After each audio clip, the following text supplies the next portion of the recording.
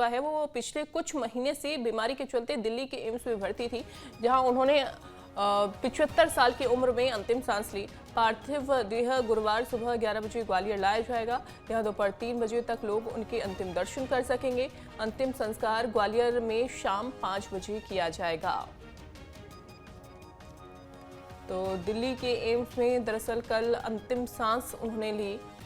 लंबे समय से बीमारी से पीड़ित वो चल रही थी, परेशानी उनको हो रही थी और उनको वेंटिलेटर सपोर्ट पर भी दरअसल रखा गया था। बीच में हालांकि खबरें आती रहीं कि उनकी रिकवरी हो रही है, वो ठीक हो रही हैं, लेकिन कभी कभी उनकी तबीयत बहुत ज़्यादा ख़राब हो जाती थी। और आपको बता दें कि कल दरअसल उनका निधन हो गया और ये ग्वालियर के लिए अपूर्णीय क्षति मानी जा रही है, चूँकि ग्वालियर वासियों के लिए तमाम काम उनकी ओर से किए गए। कोई भी परेशानी लेकर उनके पास अगर कोई पहुंचता था, कोई भी ग्रामीण, कोई भी अगर पहुंचता था शख्स, तो फौरन उसको दूर भी किया जाता था। दिल्ली के एम्स में दरअसल कल उन्होंने अंतिम सांस ली। आज पार्थिव शरीर ग्वालियर लाया जाएगा। दोपहर 3 बजे फिर अंतिम संस्कार उनके आवास पर पार्थिव देह रखी जाएगी। और उसके बाद आपको बता दें कि शाम को 5 बजे अंतिम संस्कार किया जाएगा।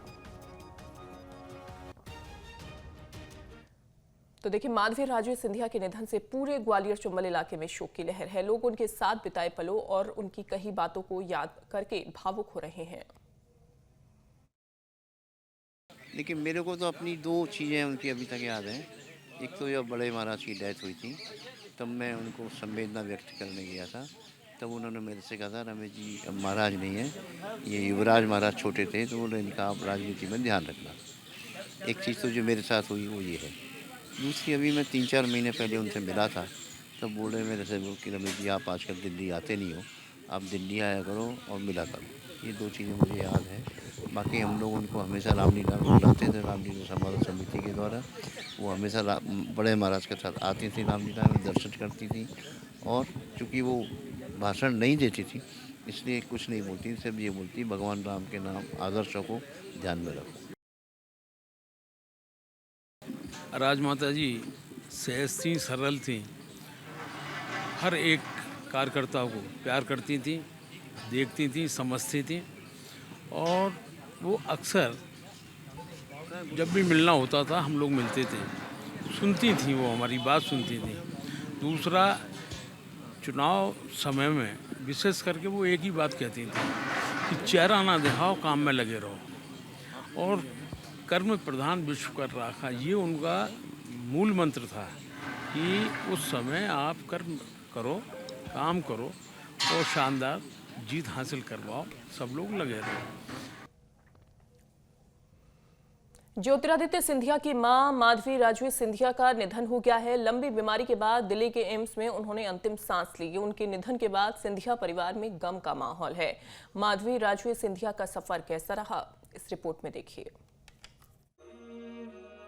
जिस मां की ममता की छांव में ज्योतिरादित्य सिंधिया पले बढ़े, वो स्नेह का साया अब उठ गया है। लंबी बीमारी के बाद उनकी मां माधवी राजे सिंधिया का निधन हो गया।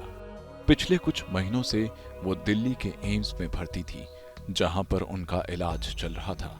उनके निधन के बाद से न सिर्फ सिंधिया परिवार बल्कि पूरे प्रदेश भर में गम का माहौल है।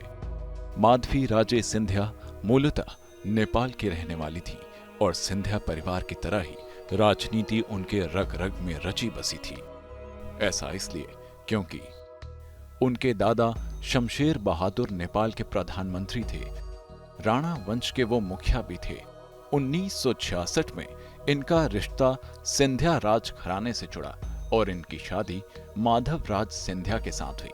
शादी से पहले मायके में इन्हें प्रिंसेस किरण राज लक्ष्मी देवी के नाम से जाना जाता था, लेकिन शादी के बाद मराठी परंपरा के तहत उनका नाम बदलकर माधवी राजे सिंधिया हो गया।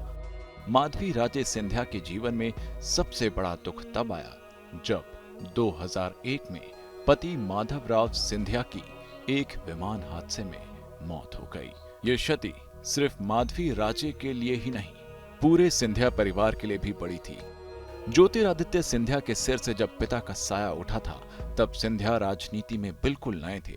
ऐसे में मां माधवी राजे सिंधिया पिता की भूमिका में खड़ी हुई और ज्योतिरादित्य सिंधिया को न सिर्फ राजनीति का ककहारा सिखाया बल्कि समय समय पर जरूरी सलाह देकर आगे भी बढ़ाती रहीं।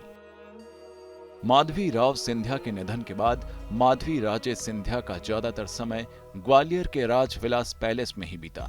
बेटे ज्योतिरादित्य सिंधिया और बहू प्रियदर्शनी के साथ ही वो रहा करती थी। जब बीमार हुई तो उन्हें एम्स में भर्ती कराया गया।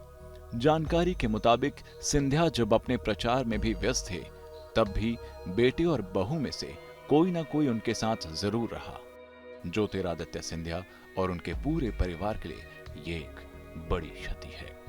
ईश्वर से कामना है कि दुख की इस घड़ी में सिंधिया परिवार को अटूट साहस और शक्ति दे।